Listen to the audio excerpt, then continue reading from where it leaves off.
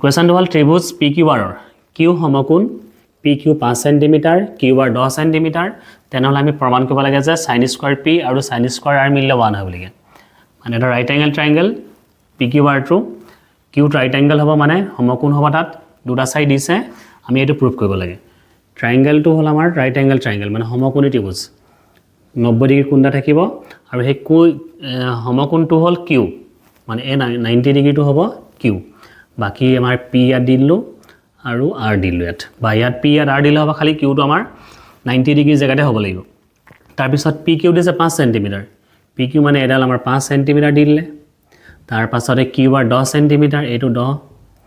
আমি এতিয়া ফাৰ্ষ্ট আমি এইটো উলিয়াই ল'ব লাগিব কিমান হ'ব এনেকুৱা প্ৰশ্নত কৰাৰ আগতে আমি গোটেই তিনিটা সাইড গম পাব লাগিব দুটা দি দিছে আমি থাৰ্ডটো উলিয়াম থাৰ্ড সাইডটো উলিয়াবলৈ হ'লে আমি পাইথাগোৰাছ থিয়ৰম ল'ব লাগে পাইথাগোৰাছৰ সূত্ৰ এটা আছিলে ত্ৰিভুজ পি কিউ আৰত পাইথাগোৰাছৰ সূত্ৰ ইউজ কৰি ইউজিং পাইথাগোৰাছ থিয়ৰম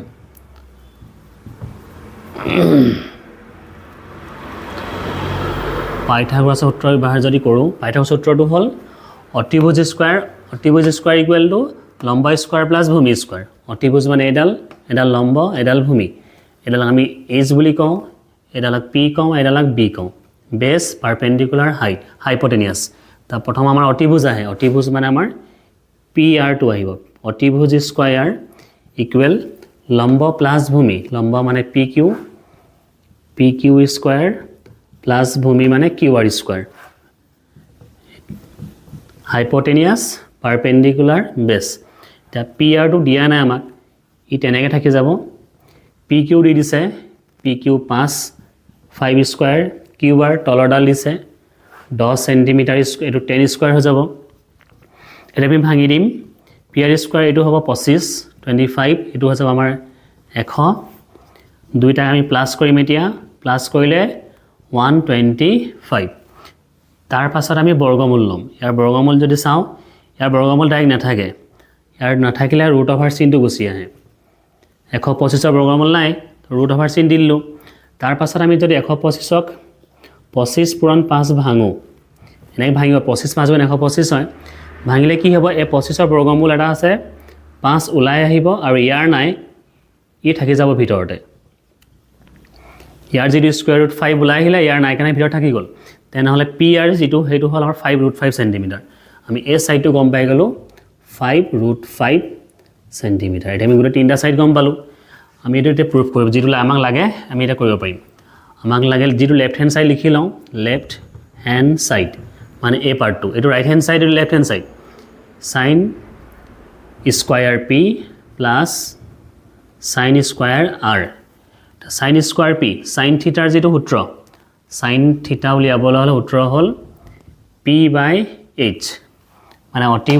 লম্ব আৰু অতিভুজ তা সাইন পি বুলি ক'লে আমাৰ এই ওপৰৰ কোণটো যদি চাওঁ ওপৰৰ কোণটো চালে আমাৰ এইটো পি হৈ যায় এইটো বি হৈ যায় এনেকৈ আমাৰ এই কোণটো চালে আমাৰ এইটো বি এইটো পি যদি ওপৰৰ কোণটো চাবলৈ হয় ইয়াক আমি পি ভাবিব লাগিব ইয়াক বি ভাবিব লাগিব তেনেহ'লে সূত্ৰটো আমাৰ p/h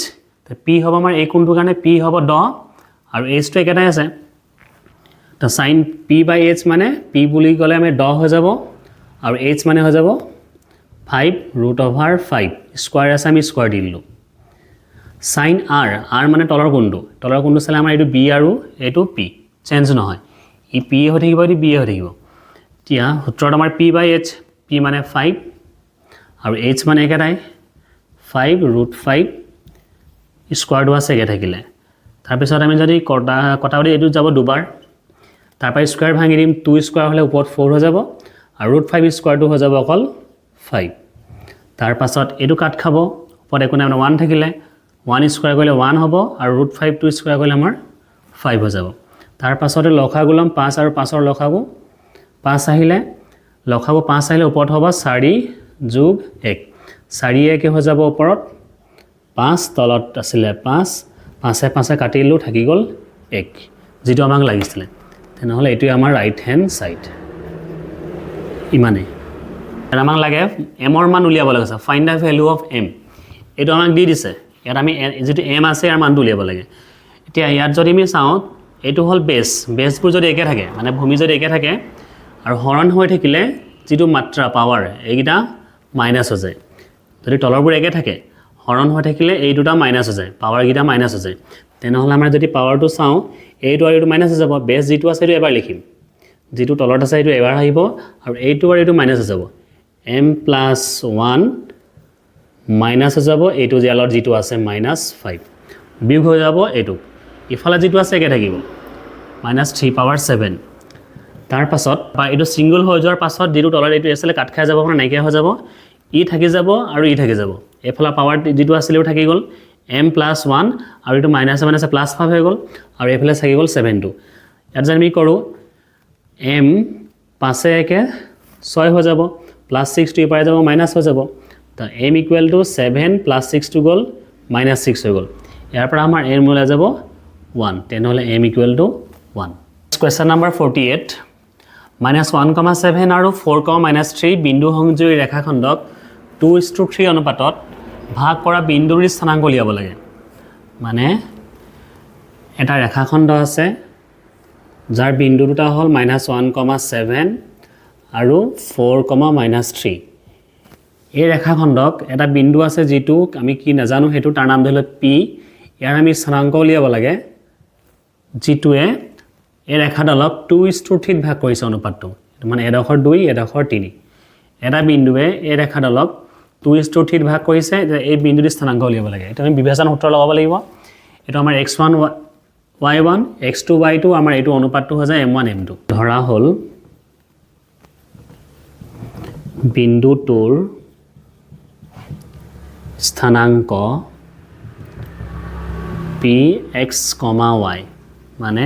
let the coordinate of the point is px, y যেটো মানে বিন্দুৰ স্থানাংক coordinate of the point px, y ধৰি ললো তে আমি লগাম বিভাজন সূত্ৰ তে বিভাজন সূত্ৰৰ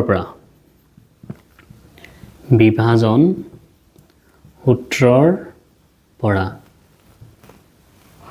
মানে bisection formula using bisection formula সূত্ৰটো আছিল আমাৰ যেটো মানে মাজৰ বিন্দু লাগে px, y equal to m1 x2 plus m2 m1 x2 m2 x1 by m1 plus m2 তাৰ পাছত m1 y2 plus m2 y1 by m1 plus a2 m2 এটা আমাৰ সূত্ৰটো তিয়া m1 মানে হল অনুপাতটো m1 বুলি কয় এটো আৰু এটো m2 বুলি কয় m1 মানে 2 m2 মানে 3 m1 আ জগত বদলি পাম 2 x2 মানে হল এটো x1 y1 x2 y2 x2 হৈ যাব 4 আকৌ m2 হৈ গল আমাৰ 3 into x1 হৈ যাব -1 তলত m1 plus m2 মানে 2 plus 3 একেদৰে m1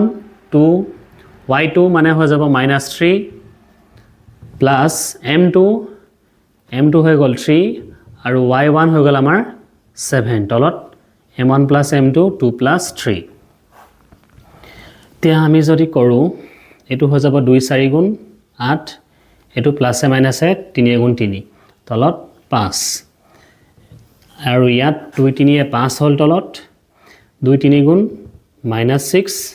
প্লাস 3 7 গুণ 21 পিছত আমাৰ এটো বিয়োগ হ'ব 8 ৰ পৰা 3 গল 5 তলত 5 আৰু এটো বিয়োগ হ'ব বিয়োগ থাকি যাব 15 নেক্সট লাইনটো হ'ব এটো বিয়োগ হৈ পিনে থাকিব 5/5 আৰু এটো মাইনাস হৈ থাকি যাব 15/5 এত কটাকটি যাব 5 এ 5ক যাব এবাৰ আৰু ইয়াক যাব 3 বাৰ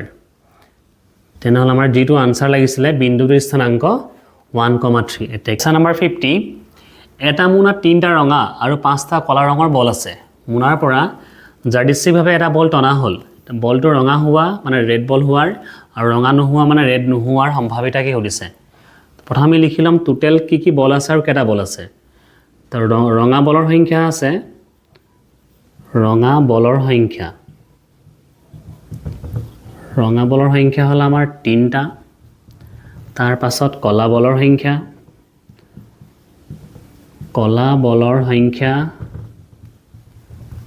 5টা আমি মুঠ উলিয়ালাম টোটাল উলিয়াই লব লাগে সম্ভাৱিতা কৰাৰ আগত মুঠ বলৰ সংখ্যা মুঠ যদি আমি কৰোঁ 3টা ৰঙা আৰু 5টা কলা মিলি পিনে মুঠ বল হৈ যাব 8টা এতিয়া আমাক এ সুধিছে ৰঙা হোৱাৰ সম্ভাৱিতা আমাক ৰঙা হোৱাৰ সম্ভাৱিতা তো সম্ভাৱিতা উলিয়াবলৈ হ'লে তলত মুঠ লিখিব লাগে আৰু যিটো সুধে সেইটো ওপৰত লিখিব লাগে মুঠ মানে আছে 8টা বল হি তলত হ'ব সুধিছে আমাৰ ৰঙা হোৱা তো ৰঙা আছে আমাৰ 3টা তো ওপৰত হ'ব 3 কটাকটি নাযায় তেনেহ'লে আমাৰ এইটো হ'ব এ আনসাৰটো বি সুধিছে ৰঙা নোহোৱা ৰেড বল নোহোৱাৰ সম্ভাৱিতা তো ৰেড বল নোহোৱাৰ সম্ভাৱিতা আমি লিখিম ৰঙা নোহোৱাৰ সম্ভাৱিতা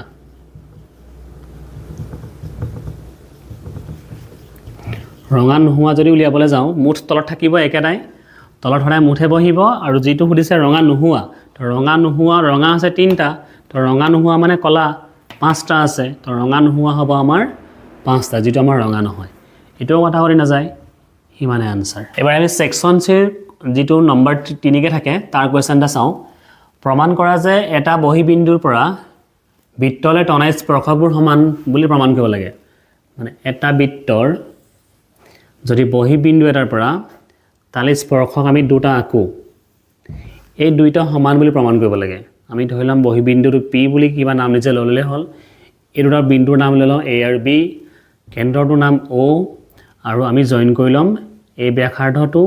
এটো ব্যাসাৰ্ধ আৰু এইটো জয়েন কৰিলাম এইটো আমি জয়েন কৰি ল'ব লাগিব আমি লিখিলাম যেটো আমি আকিলো এত ধৰা হল বহি বিন্দু পি ৰ পৰা ও কেন্দ্ৰযুক্ত বৃত্তলৈ তনাই স্পৰ্শক দুটা পি এ আৰু পি বি আমি হেতুকে লিখিলাম ধৰা হল বহি বিন্দু পি ৰ পৰা ও কেন্দ্ৰযুক্ত বৃত্তলৈ বহি বিন্দু পি ৰ পৰা ও কেন্দ্ৰযুক্ত বৃত্তলৈ তনাই স্পৰ্শক দুডাল তনা স্পৰ্শক দুডাল পি এ আৰু পি বি আৰু পি বি স্পৰ্শক তাই প্ৰমাণ কৰিব লাগে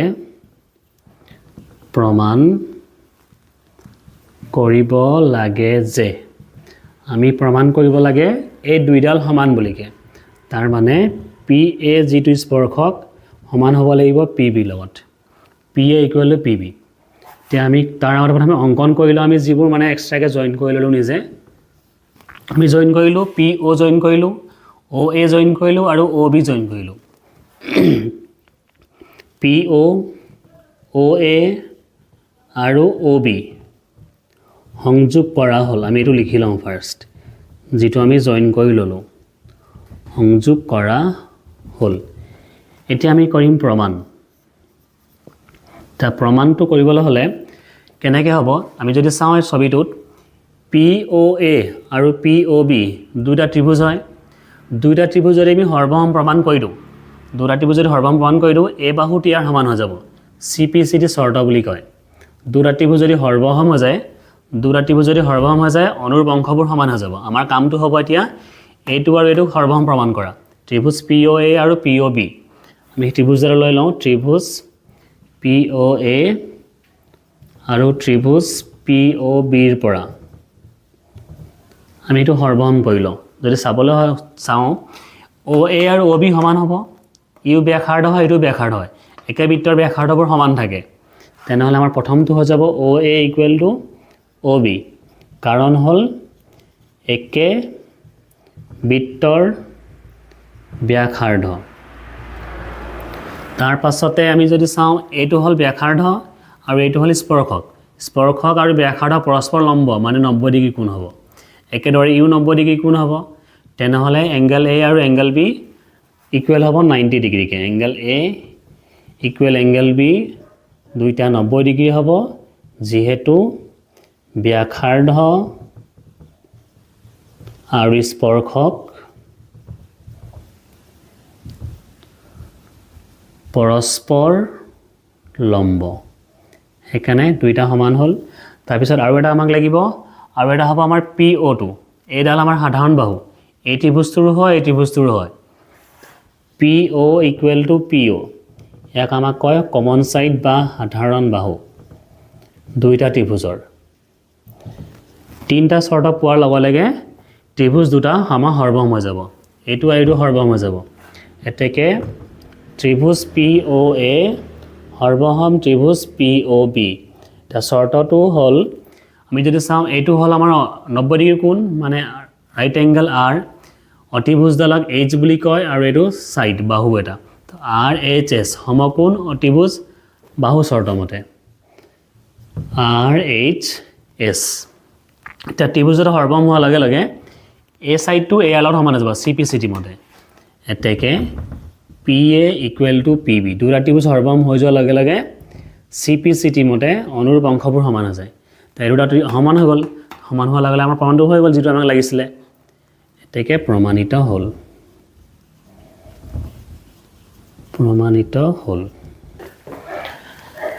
এটা ভাল question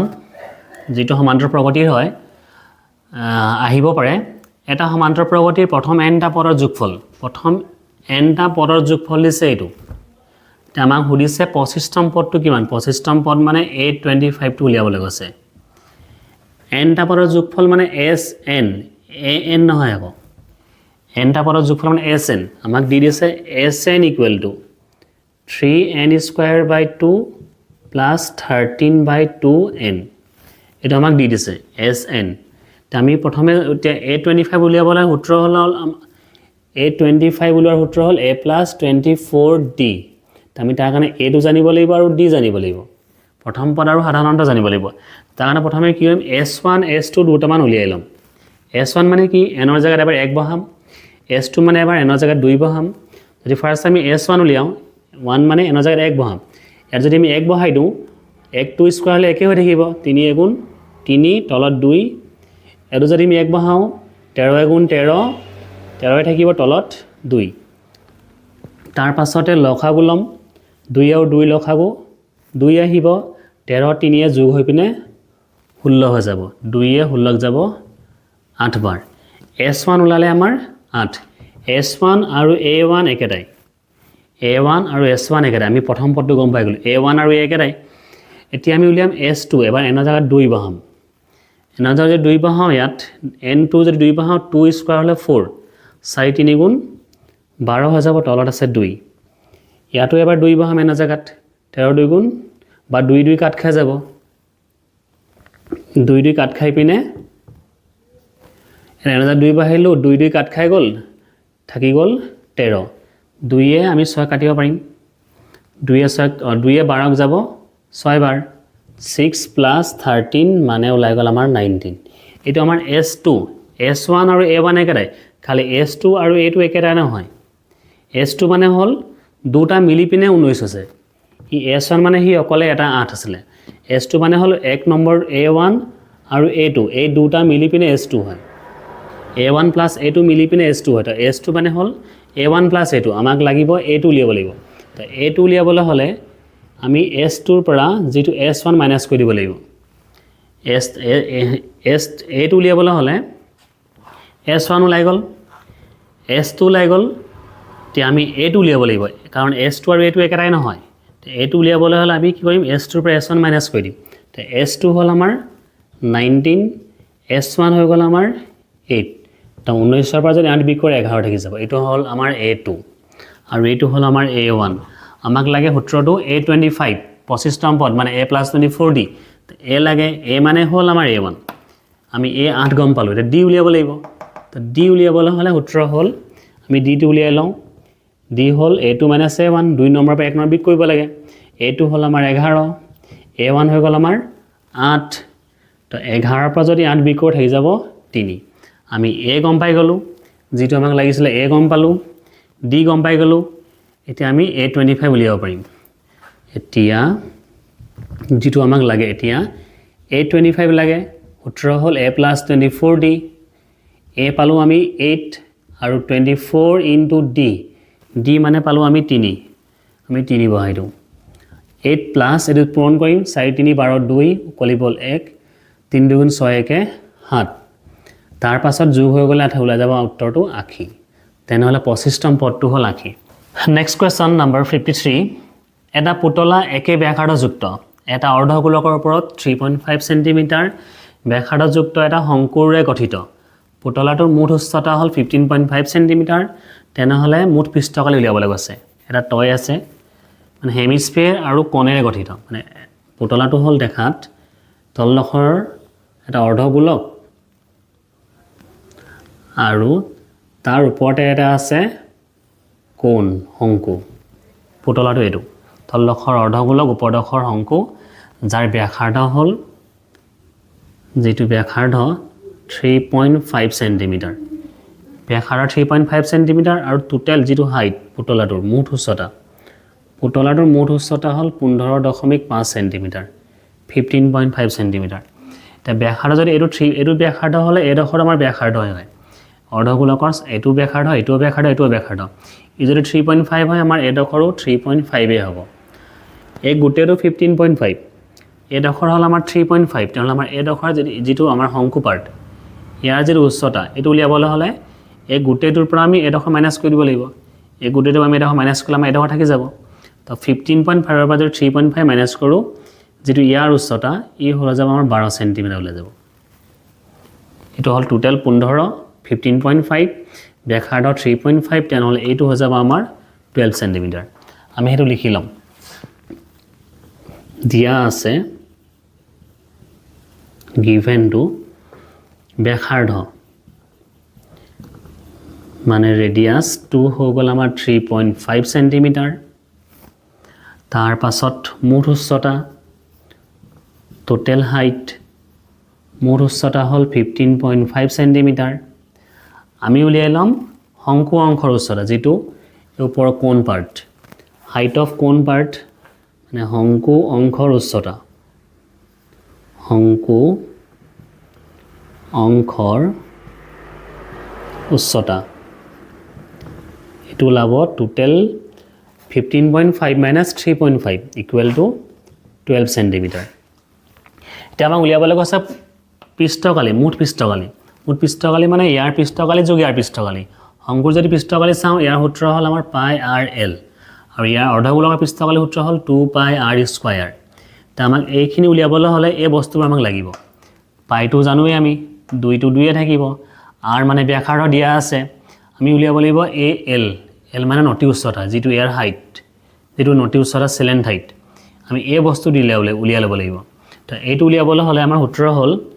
l equal to root over h square plus r square প্ৰথমে এইটো উলিয়াই ল'লেহে আমি পৃষ্ঠকালি উলিয়াব পাৰিম ইয়াৰ তো l equal to root over h square h মানে যেটো হাইট আছিল ইয়াৰ আমাৰ 12 এটো হৈ যাব 12 স্কয়াৰ r square মানে হ'ল ব্যাসাৰ্ধ 3.5 স্কয়াৰ তাৰ পাছত 144 যদি 12 স্কয়াৰটো হৈ গ'ল আমাৰ 144 আৰু 3.5 স্কয়াৰ যদি কৰো 1225 পইণ্ট এটা আগত আছে দুটা আগত হৈ যাব তাৰ পাছত আমি কৰিম এটো প্লাস কৰি দিম প্লাস কৰিলে হ'ব 144 প্লাস 12.25 কৰিলে হ'ব 156.25 তো ইয়াৰ বৰ্গমূল যেটো ওলাই 12.5 সেন্টিমিটাৰ ইয়াৰ বৰ্গমূল হ'ব আমাৰ 12.5 সেন্টিমিটাৰ দুটা আগত পইণ্ট থাকিলে আমাৰ এটা আগত হৈ যায়গে তা আমি l গম পাই গলো h গম পাও r গম পাও এটা আমি উলিয়াব পাৰিম মুঠ পৃষ্ঠকালি টোটাল সাৰফেস এৰিয়া উলিয়াব পাৰিম তা মুঠ পৃষ্ঠকালিৰ কাৰণে আমাৰ লাগিব শংকুৰ পৃষ্ঠকালি যোগ অৰ্ধগোলকৰ পৃষ্ঠকালি শংকুৰ পৃষ্ঠকালি মানে পাই r l আৰু অৰ্ধগোলকৰ পৃষ্ঠকালি মানে হ'ল 2 পাই r স্কয়াৰ শংকুৰ পৃষ্ঠকালি পাই r l পাই মান হৈ গ'ল 22/7 r দিছে আমাক 3.5 দিছে ব্যাসাৰ্ধ l আমি পালো 12.5 l বহাই দিও 12.5 প্লাস এবাৰ এইটো বহাম 2 টো 2 এ থাকিব পাই মানে হ'ল 22/7 r স্কয়াৰ মানে 3.5 টো দুবাৰ লিখিব লাগিব 3.5 ইনটু 3.5 কটাকটি যদি কৰো এইটোৱে যাব এক 5 বাৰ পইণ্ট এটা আগত হ'ব এইটো এক যাব 5 বাৰ পইণ্ট হ'ব এটাৰ আগত আমি পূৰণ কৰিম এইখিনি আৰু এইখিনি তে এইখিনি যদি পূৰণ কৰোঁ আমি পাম 137.5 আৰু এই গুটেখিনি পূৰণ কৰিলে পাম আমি 77 চেণ্টিমিটাৰ পৃষ্ঠকালি বুলি ক'লে এককটো হ'ব স্কোৱাৰ এইখিনি পূৰণ কৰিলোঁ 137.5 এইখিনি পূৰণ কৰিলোঁ 77 এতিয়া আমি দুইটা যোগ কৰিলে আনসাৰ হৈ যাব 137.5 আৰু 77 এইটো পইণ্ট দি পিনে 0 বহাই ল'ব লাগিব 5টো নামি আহিলে হাতে হাতে 14ৰ 4 উকলি গ'ল 1 3 হাতে 10 1 11ৰ 1 উকলি গ'ল 1 1 উকলাৰ 1 2 পইণ্ট আছিলে এটাৰ আগত 214.5 সেন্টিমিটাৰ স্কয়াৰ এইটো